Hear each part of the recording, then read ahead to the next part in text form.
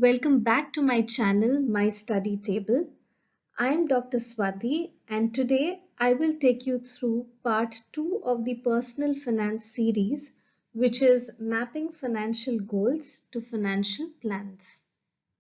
A disclaimer note, these presentations are purely academic oriented and the content does not act as an advisory for investment. The intent of these presentations are to bring about clarity of concepts and enhance knowledge through caselets showing application of the concepts taught under BCom, BBA, MCom and MBA courses taught in India. All caselets are designed by the presenter to show how concepts can be applied as a part of blended and experiential learning. In part 1 of the personal finance series, we learned what is personal finance and financial planning. We also learned the benefits of financial planning, which conceptually forms the basis of an individual's investment journey. You will remember Anna from the first part of the series. She's beginning her investment journey with her friend Jasmine, assisting her by familiarizing her with the process. This is a quick snapshot of the first part on Introduction to Personal Finance and Financial Planning. Do refer to it in case you haven't done as yet. Before we begin with how an individual can map his or her financial goals to financial planning, let us see what could be the possible financial goals for one. Now, every individual will have different financial goals. I have listed down a few of them that are common to many individuals, them being savings for retirement, education, marriage or travel, wealth creation, purchasing an asset, which could be a two-wheeler or a four-wheeler, or it could be a home.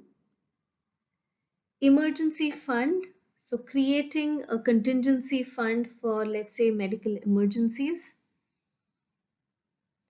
Or a financial goal such as investing in a business. The financial goals would be based on three factors that are the timeline, which means the period of investment, also how long the person wants to be invested in and when he wants to withdraw the same for fulfilling his or her financial goals. The current needs, which includes the level of liabilities at present or the need to save less now due to high current expenses. When do you want to execute the goal, which means by when do you want to liquidate your investment or savings to execute your financial goals. Now, how do you develop the financial goals? The first one is to identify your financial goals and then write them down. Demarcate your financial goals into short-term, medium-term, long-term and ongoing. Now in a lot of literature you would see that financial goals are divided into short-term, medium-term and long-term. I've added on the terminology ongoing because on a daily basis there will be a certain amount of money that you would be spending, which needs to also be accounted for. And therefore, you can demarcate your financial goals into these four categories. Create a timeline of financial goals, as in specify by when do you want to be achieving these financial goals. Typically, a year-wise timeline would suit. Quantify your goals. So you need to be coming out with a quantification of your financial goals, as in how much of money do you require to, let's say, build your retirement fund or to plan a vacation, etc. So you need to be quantifying your goals. And finally, make a detailed financial plan to achieve these goals. So let's see through a caselet how we can go ahead making financial goals for an individual and thereby mapping the same. So this is a small little caselet that I have developed for you to understand how we can do so.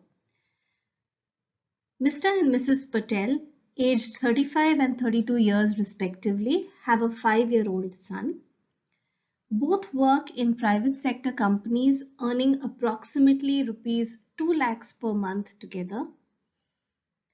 Mr. Patel plans to retire at the age of 50 and probably start his own business.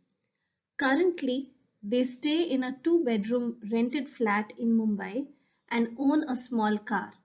They are paying an EMI, which is equated monthly installment of rupees 5,000.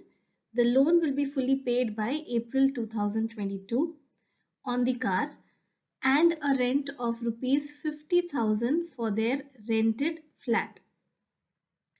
In the next 3 years, they plan to purchase a small house in Navi Mumbai. The forecasted cost of the house in the next 3 years is rupees 1 crore. Mr. Patel reckons that he would need around 1 crore in the next 12 to 15 years for his son's higher education. He also hopes to build a corpus of about 1.5 crores for his retirement. Mr. and Mrs. Patel's other assets include bank savings account and fixed deposit of rupees 15 lakh. So given these detailings, let's see how they can create their financial goals, thereby mapping it to their financial plans.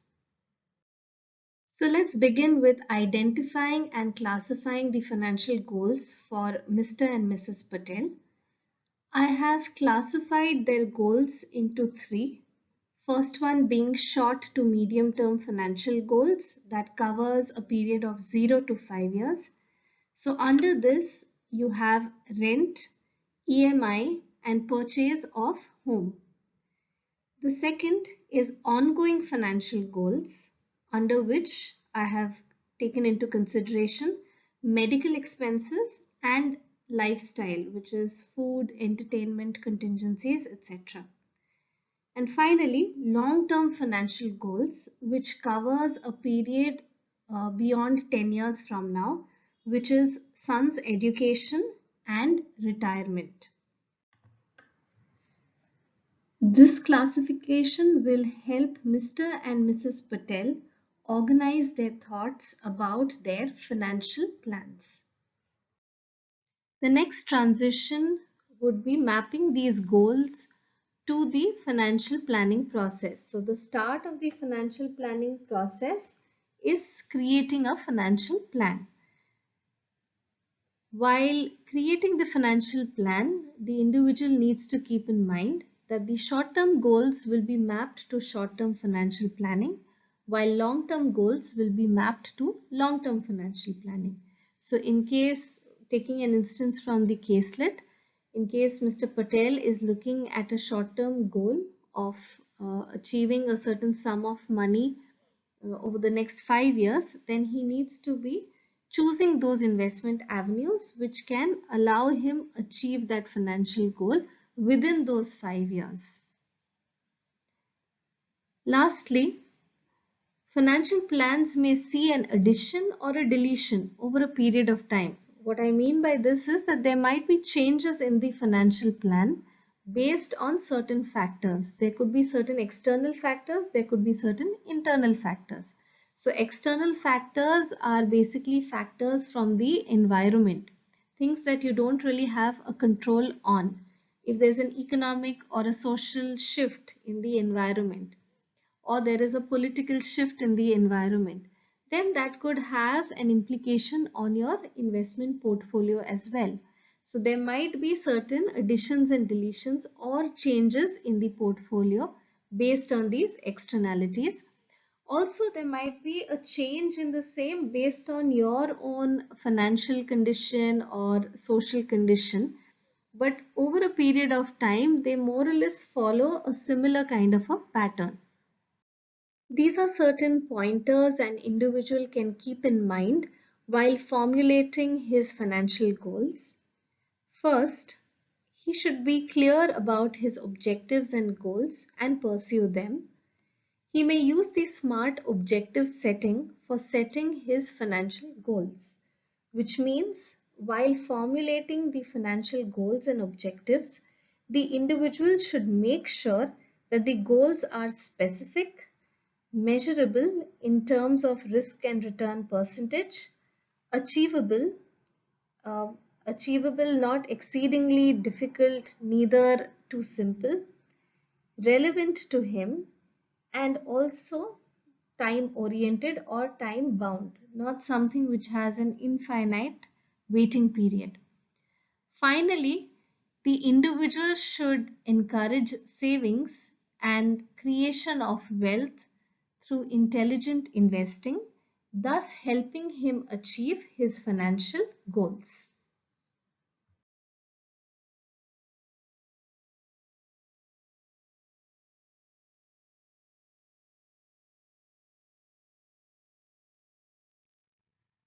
I hope you are now aware of how you can map your financial goals to financial plans.